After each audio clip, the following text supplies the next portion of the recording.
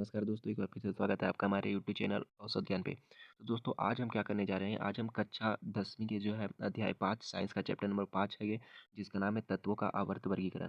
तो इस चैप्टर्स में से जो है जितने भी क्वेश्चन आंसर हैं इन टेक्स्ट के, इस चैप्टर के जो बीच में क्वेश्चन आंसर्स होते हैं, हर एक टॉपिक में से जो इंपॉर्टेंट क्वेश्चन आंसर होते हैं, तो वो जो होते हैं बहुत ही महत्वपूर्ण होते हैं। पेपर में जो है सबसे ज़्यादा यही क्वेश्चन पूछे जाते हैं, बिल्कुल एनसीईआरटी के बीच बुक में जो होता है, तो आप उसको बिल्कुल भी हल्के में ना लें। जो एक्सरसाइज में तो जो है उसका बस एक निचोड़ होता है, लेकिन मेन जो होता है ना, वो हमारा इन टेक्स्ट ही होता है। तो आज हम इसी के जितने भी क्वेश्चन आंसर है चैप्टर 5 के इन टेक्स्ट, तो आज हम उसको करेंगे। तो चलिए बिना टाइम गवाए स्टार्ट करते हैं। स्टार्ट करने से पहले आपसे एक रिक्वेस्ट है कि अगर आप हमारे चैनल पर नए हैं तो हमारे चैनल को सब्सक्राइब करो यार, लाइक करो, शेयर करो। तो चलिए स्टार्ट करते हैं। पहला प्रश्न है कि क्या डोबेराइनर के त्रिक न्यूलैंड के अष्टक के स्तंभ में भी पाए जाते थे? पहला जो प्रश्न है पेज नंबर 91 है, तो उसपे पहला प्रश्न ये है कि क्या पहला प्रश्न है कि क्या डोबेराइनर के त्रिक न्यूलैंड के अष्टक के स्तंभ में भी पाए जाते हैं? तुलना करके पता कीजिए। तो हम देखते हैं, तो इसका आंसर है कि हाँ। दरअसल हम डोबेराइनर का जो त्रिक था उसमें क्या था, उसने एक त्रिक बनाई थी। उसने जो है त्रिक बनाया था, 3-3 का ग्रुप बनाया था, और उसने अपने त्रिक में बताया कि जो पहले वाला है और लास्ट वाला है, तो उन दोनों का जो जोड़ है ना, वो बीच वाले का जो है औसत रहेगा। तो उसके त्रिक में जो परमाणु थे, उसके त्रिक में जो तत्व थे, क्या उसके तत्व न्यूलैंड के भी थे? जो अपना अष्टक का सिद्धांत दिया था, तो उसका अष्टक का सिद्धांत इस प्रकार था, सारे गामा पा धा नि सा। और उसने ये बताया था अपने अष्टक के सिद्धांत में कि जब हम पहले से लेके 8 तक चलेंगे, यानी सारे गामा पा धा नि सा, तो देखिए यहाँ से एक बार फिर से बोलिए, सारे गामा पा धा नि, उसके बाद फिर से सा आ गया। तो उसने कहा कि जैसे ही हम 8 के चलेंगे, तो हम देखेंगे कि हर एक 8 के बाद जो है अ, 8वें के बाद जो है 9वां जो है वो पहले से मेल खाएगा। तो वो उसने दिया था। तो क्या उसमें जो है डोबेनाइरन का जो है, जो उसने जो तत्व अपनाए थे, क्या उसमें है? तो बिल्कुल है, क्योंकि डोबेनाइरन का त्रिक न्यूलैंड के अष्टक के स्तंभ में भी पाया जाता है। उदाहरण के लिए हम ले लेते हैं Li, calcium, cerium Sr, barium Br, और भी बहुत सारे तत्व हैं जो कि है। अब प्रश्न नंबर दूसरा है कि डोबेनाइरन के वर्गीकरण की क्या सीमाएं हैं? कह रहा है कि डॉबेराइनर की वर्गीकरण का क्या सीमाएं हैं? तो उसका जो है वर्गीकरण का सबसे मुख्य सीमा क्या है कि डॉबेराइनर उस समय तक ज्ञात तत्वों में केवल 3 त्रिक ही बना पाया था। उस समय जो भी तत्व ज्ञात थे, उसमें सिर्फ उसने 3 ही त्रिक बनाया, और उसके बाद जो है उसने आगे उससे बना ही नहीं। और उसके बाद जो खोज हुआ, जो भी नए-नए तत्व मिले, तो वो जो उसने जो गुण बताया था ना, उस गुण को जो है ना, उसने जो है शो नहीं किया। तो ये उसकी सबसे बड़ी कमी थी, उसकी ट्रिक की। तो ये उसका कमी हो गया। प्रश्न नंबर तीसरा है कि न्यूलैंड के अष्टक सिद्धांत की क्या सीमाएं हैं? देखिए, अगर आपने एनसीईआरटी बुक नहीं पढ़ी है, तो एनसीईआरटी बुक बिल्कुल पढ़ लीजिए, क्योंकि जब तक आप एनसीईआरटी बुक नहीं पढ़ेंगे, आपको ये कुछ नहीं आएगा समझ में। एनसीईआरटी बुक मस्ट है। चलिए, तो अगला क्वेश्चन क्या है, तीसरा, कि न्यूलैंड के अष्टक सिद्धांत की क्या सीमाएं थी? उसका जो अष्टक सिद्धांत था, उसका सीमा क्या था?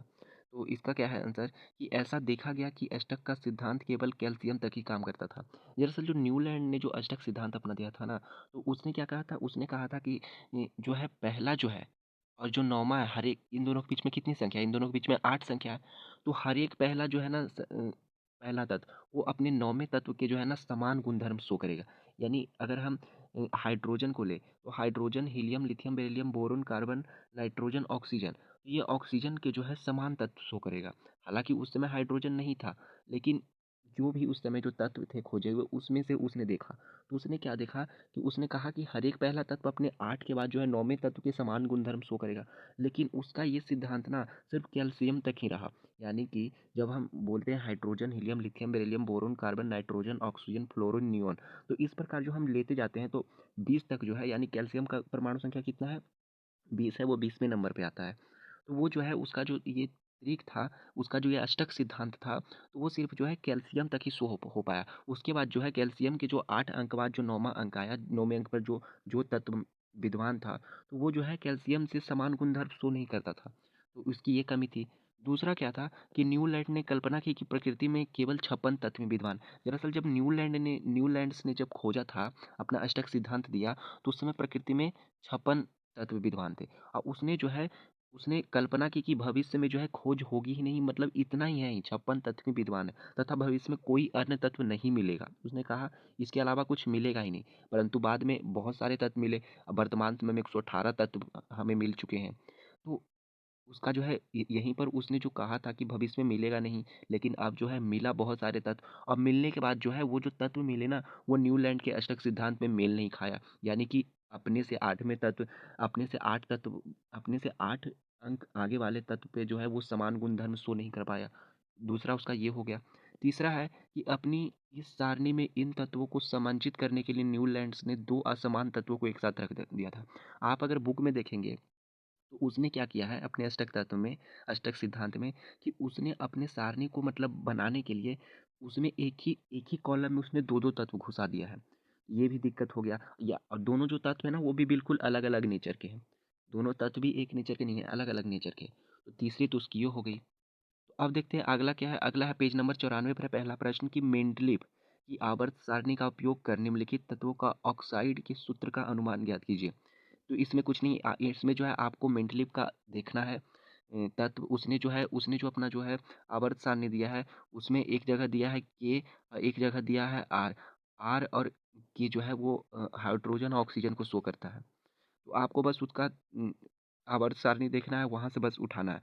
तो उसमें जो उसने कॉलम बनाए हैं ना, तो उसमें जैसे जिसमें के लिखा है, तो आपको ऊपर देखना है कि उस कॉलम में उसने उसका क्या फॉर्मूला है, तो उससे आप कर दोगे। जैसे के का है, तो के का हो जाएगा K2O, सी का हो जाएगा, यानी जब ये जो करेगा ना ऑक्सीजन के साथ अभिक्रिया तो बनेगा K2O। सी जब करेगा यानी कार्बन जब करेगा तो बनेगा CO2। जब एल्यूमिनियम करेगा तो Al2O3। बस यही है। अब देखते हैं कि प्रश्न नंबर दूसरा है कि गैलियम के अतिरिक्त अब तक कौन कौन से तत्वों का पता चला है जिसके लिए मेंडलीफ ने अपनी आवर्त सारणी में खाली स्थान छोड़ दिया था। और 2 उदाहरण दीजिए।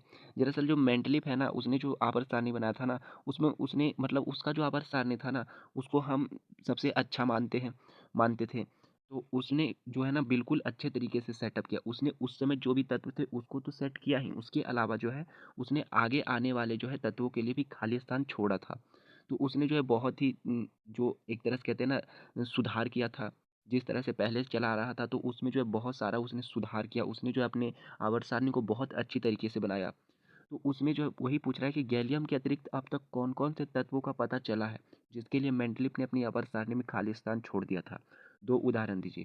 तो गैलियम के अतिरिक्त अभी तक जो है एस्केडियम और जर्मेनियम 2 नए तत्व के हमें पता चले हैं और इसके लिए जो है उसने खाली स्थान छोड़ा था। प्रश्न नंबर तीसरा है कि मेंडलीफ ने अपनी आवर्त सारणी को तैयार करने हेतु कौन-कौन सा मापदंड अपनाया? यानी उसने जो अपनी आवर्त सारणी तैयार की ना, तो उसमें उसने किस-किस चीज़ पे ध्यान दिया? मापदंड बस वही है, किस-किस चीज़ पर ध्यान दिया? तो इसका क्या है कि मेंडलीफ ने अपनी आवर्त सारणी को तैयार करने के लिए उनके मूल गुणधर्म, उनका पहले तो देखा कि भाई ये जो हाइड्रोजन है, ऑक्सीजन तो है, तो इसके गुणधर्म क्या है? यानी ये किस-किस चीज़ को शो करते हैं? परमाणु द्रव्यमान उसका देखा, जैसे हाइड्रोजन का 1 हो गया, हाइड्रोजन का 2 हो गया, ऑक्सीजन का हो गया 16। परमाणु द्रव्यमान देखा तथा रासायनिक गुणधर्म देखा। उसने रासायनिक गुणधर्म देखा कि इसके गुणधर्म क्या है, आपस में मतलब ये रासायनिक किस तरह से मिलते हैं, किस तरह से अलग होते हैं। समानता देखा उसने जो है एक तरह से जो है इन सब में समानता के आधार पे व्यवस्थित किया। यानी कि उसने जो अपना आवर्त सारणी बनाया ना, तो एक तो उसने पहले क्या देखा, पहले उसने देखा कि जो उनके मूल गुणधर्म क्या है, वो प्लस है या फिर माइनस है। वो परमाणु द्रव्यमान उसका देखा, रासायनिक गुणधर्म देखा। यानी एक तरह से उसने समान तत्वों को एक तरफ रखा, असमान तत्वों को एक तरफ रखा। तो बिल्कुल उसने किस आधार पे किया था? समानता के आधार पे व्यवस्थित किया था। अब है प्रश्न नंबर चौथा कि आपके अनुसार उत्कृष्ट गैसों को अलग समूह में क्यों रखा गया? जो हम अगर जो आवर्त सारणी देखेंगे तो उसमें हमने देखा कि एक धातु एक तरफ है, अधातु एक तरफ है और जो गैस है ना वो बिल्कुल एक तरफ है। तो क्यों रखा गया ऐसा? हमारे मन में प्रश्न उठता है कि ऐसा क्यों रखा गया? तो इसका देखिए, इसका क्या है ना, क्योंकि इन गैसों की खोज देर से हुई। दरअसल जो बहुत सारे ऐसे गैस है ना जिनका खोज बहुत देर से हुआ, जैसे हीलियम, ऑर्गन। खोज देर से क्यों हुआ? क्योंकि वायुमंडल में बहुत ही कम मात्रा में हीलियम है, ऑर्गन है, गैस। ये वायुमंडल में बहुत ही कम मात्रा में है, जिससे जो है जल्दी इनका पता नहीं चल पाया था। तो बहुत सारे गैसों का देर से खोज हुआ क्योंकि ये अक्रिय गैस है। और ये जो है हीलियम हो गया, ऑर्गन हो गया, ये किसी के साथ मिलते भी नहीं है, इसलिए भी नहीं पता चल पाया। तथा वायुमंडल में इनकी मात्रा भी कम है। तथा जब इसका खोज हुआ तो यह पिछली व्यवस्था को छेड़े बिना इन्हें नए समूह में रखा जा सका। और जब इसका खोज भी जैसे हुआ ना, तो ये बिल्कुल इसमें हमने कुछ नहीं किया। इसका जब खोज हुआ, जैसे हीलियम का हुआ, आर्गन का हुआ, तो इसमें हमने कुछ नहीं किया। वो जो है, जो उसका सारणी था उसमें बिल्कुल सेट हो गया। जैसे पिछली व्यवस्था को बिना छेड़े हुए जो है, उसका परमाणु संख्या, उसका गुणधर्म, सब बिल्कुल उसका जो है बिल्कुल उसी क्रम में चलते आया और बिल्कुल उसका जो है ना एक अलग लाइन सा बन गया। उसमें हमने कुछ नहीं किया। इसमें ये नहीं कि जो है मेंडलीफ ने कुछ किया या फिर किसी और ने उसमें कुछ किया। हम अपनी मर्जी से हमने कुछ नहीं किया। हमने जिस तरह से हमने आवर्त सारणी को बनाया था, हमने आवर्त सारणी पिछले क्वेश्चन में पढ़ा कि हमने उसके समानता के आधार पर बनाया था, उसके रासायनिक गुणधर्म, परमाणु द्रव्यमान। तो उसी प्रकार से जो है इनकी जब खोज हुई, तो ये भी बिल्कुल बिना अपनी पिछली व्यवस्था को छेड़े बिना नए समूह में सेट हो गया। तो इस आधार पर ये बिल्कुल अलग हो गया, इसमें हमने कुछ नहीं किया। अब है पेज नंबर 100 में जो है उसका पहला प्रश्न है कि आधुनिक आवर्त सारणी द्वारा किस प्रकार से मेंडलीव की आवर्त सारणी की विसंगतियों को दूर किया गया। देखिए, मेंडलीव ने अपना आवर्त सारणी बहुत अच्छा बनाया था, लेकिन उसमें भी कुछ कमी थी। लेकिन जो आधुनिक आवर्त सारणी आई ना, उसने किस प्रकार जो है मेंडलीव की कमी को दूर किया। यानी विविध विसंगियों को यही हो गया कि कमियों को किस प्रकार दूर किया। तो सबसे पहले तो क्या किया कि मेंडलीव ने अपनी आवर्त सारणी को में हाइड्रोजन को सही प्रकार से स्थान नहीं दे सका। दरअसल जो मेंडलीफ ने जो आवर्तसारणी बनाया था ना, उसमें उसने हाइड्रोजन को अच्छी तरह से जगह नहीं दे पाया था। पर जब नया जो आधुनिक आवर्त सारणी आया, उसमें हाइड्रोजन को बिल्कुल एक अस्थायी जगह प्राप्त है। यानी सबसे ऊपर आप अगर देखोगे आधुनिक सारणी को, तो सबसे ऊपर हाइड्रोजन है, उसका बिल्कुल एक अस्थायी जगह है, जबकि मेंडलीफ नहीं दे पाया था उसको। दूसरा है कि मेंडलीफ ने अपनी आवर्त सारणी को परमाणु द्रव्यमान के आधार पर बनाया, जिससे वह बहुत सारे समस्थानिक परमाणुओं को स्थायी स्थान देने में परेशानी हुआ। दरअसल जो मेंडलीफ है ना, मेंडलीफ क्या, हम पिछले तीनों की अगर बात करें, जो डॉबेराइनर की बात करें, न्यूलैंड्स की बात करें, मेंडलीफ की बात करें, तो इन तीनों ने जो है अपना जो सारणी बनाया था, उसने परमाणु द्रव्यमान के आधार पर बनाया था। यानी द्रव्यमान के जैसे हाइड्रोजन का 2 है, हीलियम का 4 है। तो इस तरीके से जो है जैसे-जैसे परमाणु द्रव्यमान बढ़ा, इस आधार पर बनाया बनाया था। तो इसमें हमने पिछली कक्षा में पढ़ा था, पिछले चैप्टर में हमने पढ़ा था कि 2 तरह के होते हैं परमाणु, 2 तरह के जो है परमाणु होते हैं। एक होता है समस्थानिक, एक होता है समभारिक। समस्थानिक ऐसे होते हैं जिसमें कि परमाणु संख्या समान होते हैं, परमाणु द्रव्यमान समान होते हैं, लेकिन परमाणु संख्या अलग-अलग होते हैं। हमने यही पढ़ा था ना कि समस्थानिक क्या होता है, जिसका परमाणु द्रव्यमान तो एक समान है, लेकिन परमाणु संख्या अलग-अलग है। तो मेंडलीफ ने जो है परमाणु द्रव्यमान पर अपना आवर्त सारणी बनाया था। तो इससे उसको क्या दिक्कत हुई, अब आप ही सोच लीजिए कि अगर 2 परमाणु हैं और उसका परमाणु संख्या अलग-अलग है, यानी एक का हो गया 4, एक का हो गया 5, लेकिन अगर हम उसका जो है परमाणु द्रव्यमान देखें, तो दोनों का 10 और 10 है। और हम जो है इसको फिट इस तरीके से कर रहे हैं कि जिसका 9 आएगा उसको हम पहले रखेंगे, 10 वाले को उसके बाद रखेंगे। तो आप इस दोनों में तो कन्फ्यूज हो जाएंगे, क्योंकि हम तो मेन रूप से जो है द्रव्यमान के आधार पे कर रहे हैं ना, और इसमें जो है दोनों का द्रव्यमान 10 है। जैसे हमने क्लोरीन का देखा था, तो उसका जो है 17 है उसका परमाणु संख्या, लेकिन द्रव्यमान उसका 35 हो जाता है। 34 नहीं होता है, 35 हो जाता है। तो जब जिसका 18 है, और तो इस तरीके से जो है क्या हुआ कि इसका भी 10 है, इसका भी 10 है, दोनों का। तो हम तो कन्फ्यूज़ हो जाएँगे ना कि पहले हम 4 वाले को रखें या पहले 5 वाले को रखें। तो मेंडलीव को यही दिक्कत आई थी और इसके वजह से जो है उसको बहुत परेशानी हुआ। लेकिन जो आधुनिक आवर्त सारणी है, जो कि अभी वर्तमान समय में हम जिसको मान रहे हैं, जो कि सबसे उच्चतम माना जा रहा है अभी, उसमें क्या किया, उसमें परमाणु द्रव्यमान नहीं लिया, उसने परमाणु संख्या लिया। जब परमाणु संख्या के आधार पर हम बना रहे हैं, तो तब तो हमारा बिल्कुल सब क्लियर हो गया। हम जिसका 4 है परमाणु संख्या, हम उसी को पहले रखेंगे, 5 वाले को बाद रखेंगे। परमाणु द्रव्यमान भले ही दोनों का सेम हो, लेकिन परमाणु संख्या तो समान है। तो उसने जो है अब आधुनिक सारणी में जो है परमाणु संख्या के आधार पर बनाया और इससे जो है ये इसकी कठिनाई दूर हुई।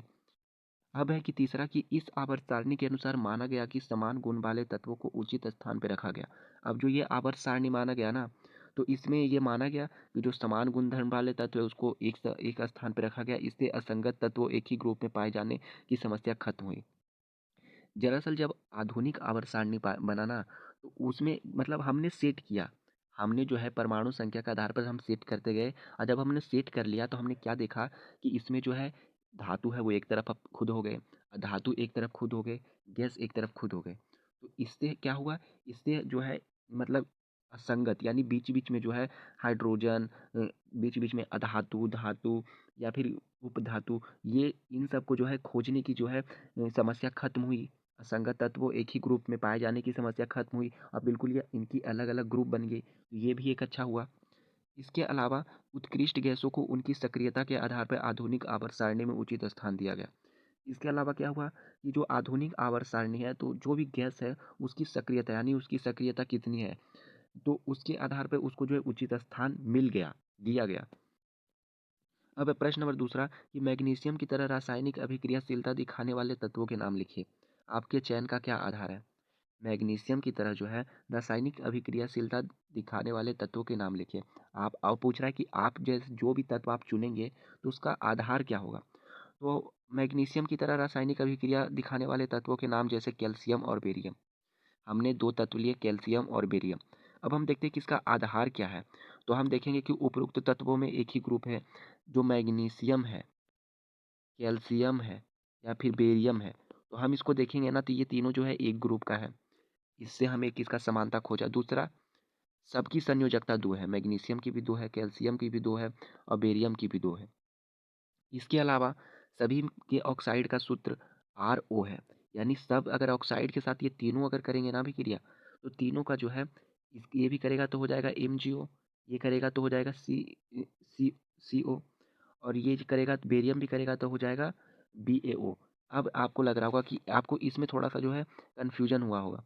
क्यों? क्योंकि आपको लग रहा है कि ऑक्सीजन की तो संयोजकता 2 होती है और 2 जो है वो मैग्नीशियम पर आ जाएगी, तो Mg2O हो जाएगा। लेकिन नहीं, देखिए ऐसे बहुत सारे प्रश्न हैं। दरअसल जो आगे हमने डोबेराइन का त्रिक के आधार पर जो हमने देखा था, मेंडलीव की सारणी के आधार पर जो हमने देखा था, जो उसमें उसने जो फ़ॉर्मूला दिया था, तो उसमें बहुत सारे फ़ॉर्मूले थे जिसमें आपको कन्फ्यूजन हुई, आपने अगर एनसीईआरटी खोला होगा तो।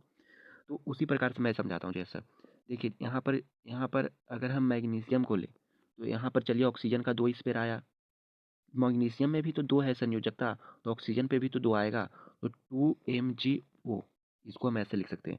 और दरअसल 2 दोनों पर, तो 2 को हम हटा भी सकते हैं। 2 को हम कॉमन लेके हटा भी सकते हैं। मेन रूप से हम देखते क्या है, इसका अनुपात देखते हैं। तो अनुपात तो जो है एक मैग्नीशियम और एक ऑक्सीजन मिल के बना सकता है आपस में। तो ये इसका हो गया। उसी प्रकार से बेरियम का भी वही होगा, ऑक्सीजन का 2 आएगा, बेरियम का 2 ऑक्सीजन पे जाएगा, तो 2 कॉमन निकल जाएगा। ये हुआ यहाँ पे। अब है, अगर इनकी हाइड्रोजन के साथ अभिक्रिया देखें, तो इन सब की हाइड्रोजन के साथ भी सूत्र RH2 बन रहा है, यानी सबका तो ये जो है, ये जो हमने 4 पढ़े, ये इसी बेस पे है जो है हमने देखा कि भाई मैग्नीशियम जो है कैल्शियम और बेरियम से बिल्कुल समानता दिखाता है। तो हमने इन दोनों को चुन लिया। प्रश्न नंबर तीसरा है कि नाम बताइए। पहला प्रश्न है कि 3 तत्वों जिनके सबसे बाहरी कोश में एक ही इलेक्ट्रॉन उपस्थित है। ऐसे 3 तत्व बताइए जिसके सबसे बाहरी कोश में सिर्फ एक इलेक्ट्रॉन उपस्थित है। तो ऐसे 3 तत्व है लिथियम, सोडियम और पोटेशियम। ये आपको याद रखना पड़ेगा। प्रश्न अब भी है कि 2 तत्वों जिनके सबसे बाहरी कोश कक्षा में यानी 2 इलेक्ट्रॉन है। तो अभी तो हमने पढ़ा मैग्नीशियम और कैल्शियम, बेरियम भी हो जाएगा, बेरियम भी अभी हमने पढ़ा था। प्रश्न नंबर सी है कि 3 तत्वों जिनके बाहरी कोश पूर्ण रूप से हीलियम पूर्ण हो, यानी ऐसे तत्व जिनके बाहरी कोश एकदम बिल्कुल पूर्ण हो, उसको और ना ही किसी को लेने की जरूरत पड़े ना ही देने की, ले दे के बिल्कुल बराबर हो जाए, तो ये हो जाएगा हीलियम, आर्गन और कैल्शियम। प्रश्न नंबर चौथा है कि लिथियम, सोडियम, पोटेशियम ये सभी धातुएं जल से अभिक्रिया कर हाइड्रोजन गैस मुक्त करती है। क्या इन तत्वों के परमाणुओं में कोई समानता है? कह रहा है कि ये जो तीनों है, जल से अभिक्रिया जब करती है, धातुएं से जो अभिक्रिया करती हैं, तो हाइड्रोजन गैस मुक्त करती है। क्या इनके परमाणुओं में कोई समानता है? चलिए देख लेते हैं। तो क्या है कि ये सभी एक परमाणुिक तत्व हैं। ये जितने भी है ना, सब एक परमाणुिक तत्व है। सभी तत्व की बाहरी कक्षा में एक इलेक्ट्रॉन होते हैं। सब में एक इलेक्ट्रॉन है, इसीलिए ये एक परमाणुक है। सभी ऑक्साइड एवं हाइड्रोजन का सूत्र सभी में जो है ऑक्साइड, यानी इन सबको अगर हम ऑक्सीजन के साथ अभिक्रिया करेंगे, तो सबका सूत्र बनेगा RO। और अ, और हाइड्रोजन के साथ अगर करेंगे तो सबका क्या बनेगा, RH। तो ये इसका एक समानता हो गया। तो इस आधार पर जो है हमने इसको लिया। प्रश्न नंबर 5 में है कि आधुनिक आवर्त सारणी में पहले 10 तत्वों के में कौन सी धातुएं हैं? आधुनिक आवर्त सारणी को अगर देखें, तो पहले 10 जो तत्व हैं उसमें से कौन सा तत्व धातु है? तो इसमें है लिथियम और बेरिलियम। प्रश्न नंबर छठा है कि आवर्त सारणी में इनके स्थान के आधार पर इनमें से किस तत्वों में सबसे अधिक धात्विक अभिलक्षण की विशेष्य है? तो हमें एक तत्व भी दिया गया है, GaSe 2 बार दे दिया गया है, As और शायद Be है।